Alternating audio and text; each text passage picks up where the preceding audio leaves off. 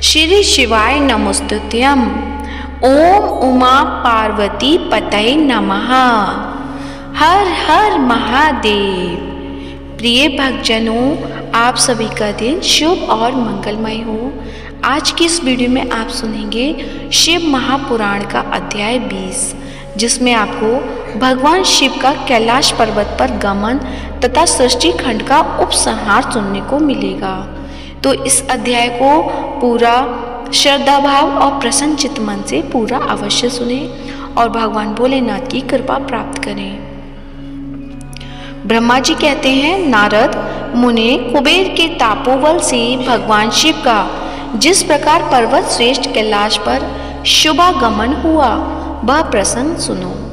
कुबेर को वर देने वाले विश्वेश्वर शिव जब उन्हें निधिपति होने का वर देकर अपने स्थान को चले गए, तब उन्होंने मन ही मन इस प्रकार विचार किया।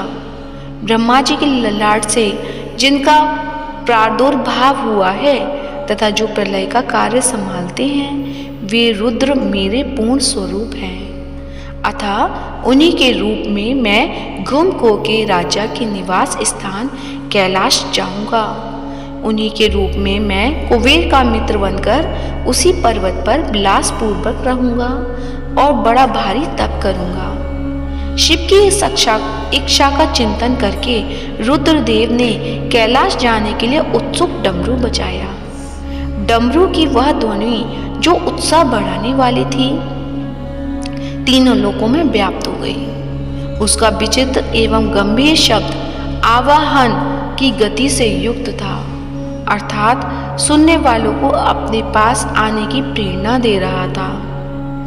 इस ध्वनि को सुनकर मैं, विष्णु, सभी देवता, ऋषि, मूर्तिमान, आगम और निगम सीधे वहां आ पहुंचे। देवता और असुर आदि सब लोग बड़े उत्साह में भरकर वहां आए। भगवान शिव के सभी पार्षद तथा सर्व लोग वंदिते गणपाल भी जहां कहीं थे वहां से आ गए। इतना कहकर ब्रह्मा जी ने वहां आए हुए गणपालों का नामोल्लेख पूर्वक विस्तृत परिचय दिया। फिर कहना आरंभ किया। वे बोले, वहां असंख्य महाबली गणपाल पधारे। वे सब के सब सहस्त्र भुजाओं से युक्त थे और मस्तक पर जटाकाही मुकुट धारण किए हुए थे। सभी चंड, चूड़, त्रिलोचन और नीलकंठ थे। हार, कुंडल, केयूर तथा मुकुट आदि से अलंकृत थे।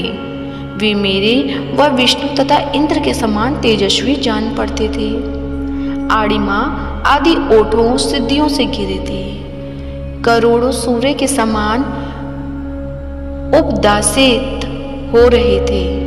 उस समय भगवान शिव ने विश्वकर्मा को उस पर्वत पर निवास स्थान बनाने की आज्ञा दी। अपने भक्तों के साथ अपने व दूसरों के रहने के लिए यथा योग्य आवास तैयार करने का आदेश दिया। मुने, तब विश्वकर्मा ने भगवान शिव की आज्ञा के अनुसार उस पर्वत पर जाकर शीघ्र ही नाना प्रकार की ग्रहों की रचना की। श्री हरि की प्रार्थना से कुबेर पर अनुग्रह करके भगवान शिव सानद कैलाश पर्वत पर गए। उत्तम मुहूर्त में अपने स्थान में प्रवेश करके भक्तवत्सल परमेश्वर शिव ने सबको प्रेम दान से स्नात किया। इसके बाद आनंद से भरे हुए श्री विष्णु आदि समस्त देवताओं, मुनियों और सिद्धों ने शिव का प्रसन्नतापूर्वक अभिषेक किया। हाथों में नाना प्रकार की भेंटें लेकर सबने क्रमशः उनका पूजन किया और बड़े उत्सव के साथ उनकी आरती उतारी। उस समय आकाश से फूलों की वर्षा हुई जो मंगल सूचक थी। सब ओर जय जयकार और नमस्कार के शब्द गूंजने लगे। महान उत्सव फैला हुआ था जो सबके सुख को बढ़ा रहा था। उस समय सिंहासन पर बैठकर श्री विष्णु आदि सभी देवताओं द्वारा की गई यथोचित सेवा को बारंबार ग्रहण करके शिव बड़ी शोभा पा रहे थे। देवताओं आदि सब लोगों ने सार्थक एवं प्रिय वचनों द्वारा लोक कल्याणकारी भगवान शंकर का पृथक पृथक स्तवन किया। सर्वेश्वर प्रभु ने प्रसन्न चित्त से वह स्तवन सुनकर उन सबको प्रसन्नता पूर्वक मनोवांछित वर एवं अविष्ट वस्तुएं प्रदान की। मुनि तदनंतर श्री विष्णु के साथ में तथा अन्य सब देवता और मुनि मनोवांछित वस्तु पाकर आनंदित हो शिव की आज्ञा से अपने अपने धाम को चले गए। कुबेर भी शिव की आज्ञा से प्रसन्नता पूर्वक अपने स्थान को गए। फिर भी भगवान शंभु को सर्वदा स्वतंत्र हैं, योग प्रायण एवं ध्यान तत्पर हो पर्वत पर्वत कैलाश पर रहने लगे। कुछ काल बिना पत्नी की ही बिताकर परमेश्वर शिव ने दक्ष कन्या सती को पत्नी रूप में प्राप्त किया। देवर्षि फिर भी महेश्वर दक्ष कुमारी सती के साथ विहार करने लगे और लोकाचार परायण हो सुख का अनुभव करने लगे। मुनीश्वर, इस प्रकार तुमसे यह रुद्र के अवतार का वर्णन किया है और साथ ही उनके कैलाश आगमन व कुबेर के साथ में मैत्री काव्य प्रसंग सुनाया है। कैलाश के अंतर्गत होने वाली सभी ज्ञान वर्धक लीला का भी वर्णन किया, जो लोक और परलोक में सदा संपूर्ण मनोवांछित फलों को देने वाली हैं। जो एकाग्र चित्त हो इस कथा को सुनता या पढ़ता है, वे इस लोक में भोग पाकर परलोक में मोक्ष की प्राप्ति करता है। तो प्रेम से बोलिए हर हर महादेव, हर हर महादेव। तो आइए अब सुनते हैं सावन के महीने में प्रतिदिन सुना जाने वाला श्री शिव चालीसा।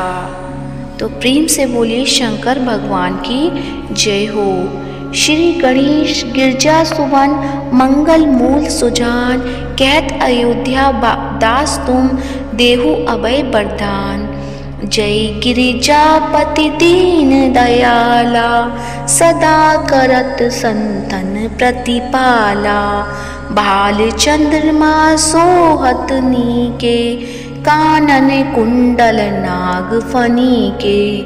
अंग गौर शिर गंग बहाए, मुंड माल तन झार लगाए। वस्त्र खाल बागंबर सोहे, छवि को देख नाग मुनि मोहे। मैना मातु की है दुलारी, बाम अंग सोहत छवि न्यारी। करिश त्रिशूल सोहत छवि भारी, करत सदा शत्रुघ्न क्षयकारी। नंदी गणेश सोहित है कैसे, सागर मध्य कमल हैं जैसे। कार्तिक श्याम और गणराऊं, या छवि को कही जात न काऊं। देवन जब ही जाए पुकारा, तब ही दुख प्रभु आप निवारा। किया उपद्रव तारक भारी, देवन सब मिली तुम ही जुहारी। तुरत षडानन आप पठायु, लवनी नेश महमारी गिरायूं। आप जलंधर असुर सहारा, सुयस तुम्हार विदित संसारा। त्रिपुरासुर सन युद्ध मचाई, सब ही कृपा कर लीन बचाई।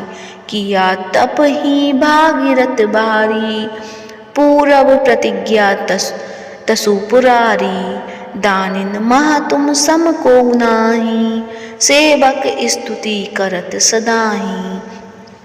वेद नाम महिमा तब गाई, अगत अनादि वेद नहीं पाई। प्रगट उदधि बंधन में ज्वाला, जरा सुरासुर भय हो बिरहाला। कीन दया तह करी सहाई, नीलकंठ तव नाम कहाई। पूजन रामचंद्र जब कीना, जीत के लंक विभीषण दीना। सहस कमल में हो रहे धारी, कीना परीक्षा तब ही पुरारी। एक कमल प्रभु राख्यूं जोई, कमल नयन पूजन चह सोई। कठिन भक्ति देखी प्रभु शंकर, भय प्रसन्न दिए इच्छित वर। जय जय जय अनंत अविनाशी, करत कृपा सबके घटवासी। दुष्ट सकल नित मोहि सतावे, भ्रमत रहे मोहि चैन न आवे। त्राहि त्राहि मैं नाथ पुकारो, यही अवसर मोहि आन उबारो। ले त्रिशूल शत्रुघ्न को मारो, संकट से मोहि आन उपारो। मातु पिता भ्राता सब कोई, संकट में पूछत नहीं कोई। स्वामी एक है आस तुम्हारी, आए हरहु अब संकट वारी। धन निर्धन को देत सदाही, जो कोई जांचे वो फल पाई। स्तुति के ही विधि करो तुम्हारी, चमुनाथ अब चूक हमारी। संकट के नाशक, मंगल कारण विघ्न विनाशक। योगी यति मुनि ध्यान लगावे, नारद शारद शीश नवावे। नमो नमो जय नमो शिवाय, सुर ब्रह्मादिक पार पाए। जो यह पाठ करे मन लाई, तापर होते है शंभु सहाई। ऋणिया जो कोई हो अधिकारी, पाठ करे सो पावनहारी। पुत्रहीन कर इच्छा कोई, निश्चय शिव प्रसाद तेहि होई। पंडित त्रयोदशी को लावे, ध्यान पूर्वक होम करावे। त्रयोदशी व्रत करे हमेशा, तन नहीं ताके रहे कलेशा। धूप दीप नैवेद्य चढ़ावे, शंकर सम्मुख पाठ सुनावे। जन्म जन्म के पाप नसावे, अंतवास शिवपुर में पावे।